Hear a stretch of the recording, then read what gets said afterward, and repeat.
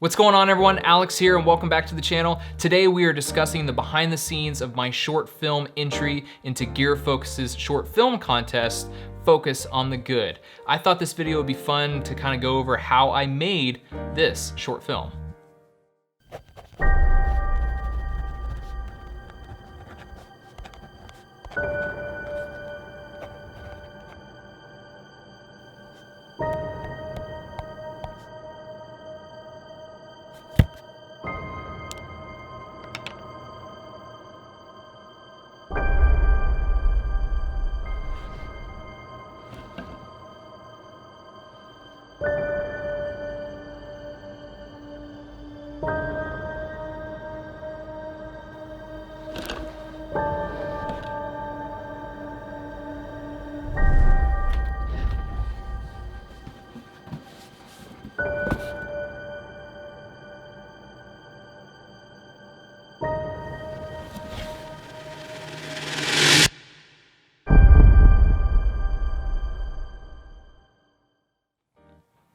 Now, I posted that short film probably a couple weeks ago, and I was waiting for the short film contest to get over so I can go over how I made it. So first and foremost, when making a short film, the first thing you need is an idea.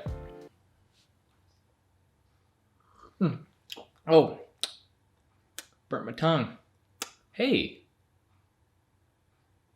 I think I just, yep, had an idea. Did it again. Once you get the idea, write it down and then agonize over and over and over again on whether or not you're good enough to follow through with that idea. Just not good enough. Once you're done beating yourself up over whether or not you're good enough to continue on and make this short film, you suddenly get this sense of drive, this sense of passion. And then you think to yourself, I can do this.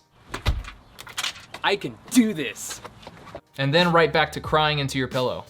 One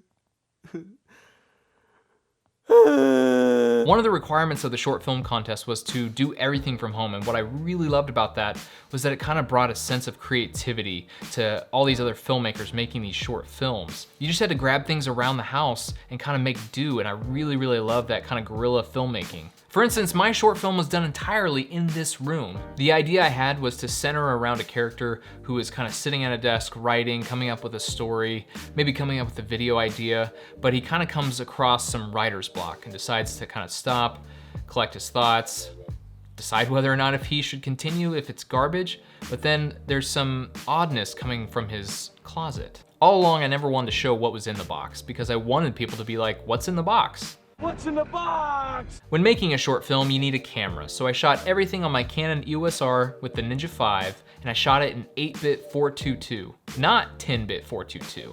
And I know a lot of you are probably wondering, why would you not take advantage of the 10-bit 422? Well, you have to shoot 4K, and as everyone knows, the 4K on the Canon EOS R crops in quite a bit. So I knew I wanted more room, I wanted some wider shots than what I would have to do with the 4K. So I shot everything in 8-bit 422, but I up-resed it to 4K and uploaded it in 4K. And it actually looks really good. Next up is lighting. And I lit myself with the Aputure 120D Mark II, but I knew I wanted a practical next to my character because I wanted it to feel like the light was coming from the practical. And so I used, oh, hold on. Okay, so I just used a lamp. I tried a couple different light bulbs with the desk lamp. I used daylight to start with, and it didn't really feel right with the mood I was going for, so I reverted back to a tungsten light bulb. But then now my 120D, well, that's daylight balance. So I tried that out and it still just didn't feel right. So I knew I had to gel my 120D, but the problem was I didn't have any gels. So this is where I kind of got a little bit more creative. I used tissue paper, and it kind of worked. I put this pink tissue paper, and then I also kind of put the yellow in front of it to kind of give it more of a orange feel and look, and it surprisingly worked out really well. Next up, I changed the white balance of my camera just ever so slightly to kind of really dial in the look I was going for. I was inspired by a couple different looks from David Fincher's films, The Girl with the Dragon Tattoo and The Social Network. After I figured out how to gel my light, I didn't even use the light dome. I knew I needed as much space as possible in the small space I already have, so what I did was I turned the 120D towards my white wall, cranked it all the way up, and then I diffused myself with the shower curtain. And it turned out really well. The last added piece to my lighting setup was foam core. I used it to lift the shadows on my face, as shown right here. With everything in place, I knew my scene was set, and I was ready to move forward. Next up was practical effects. How did I get the light to go off in my closet? Well, I just used a work light. It has this little clamp right here, and then there's a rod in my closet that I just attached it to and it just hung there. The next trick was to get it to pulse, and I just so happen to have a dimmer. I don't know if I got that light back to where it was. Practical effects, check. This particular shot where the streak of light is hitting my eye was all done with this, a foam core. I just cut out a strip right there, and I think I have a BTS photo of it. I'll throw it up right now. Last but not least, I just took a box, cut a hole in it, put the cable through it, and just had my wife dim it up and down. That was it. All right, all right, all right. A simple idea can go a really long way. Take for instance a guy just sitting at his desk, writing a story, comes across some writer's block, and then out of the corner of his eye, notices his imagination light up. We as creators all have that drive and passion. We just gotta keep that light going. Well, that wraps up this little BTS episode on my short film entry into Gearfocus's short film contest, Focus on the Good.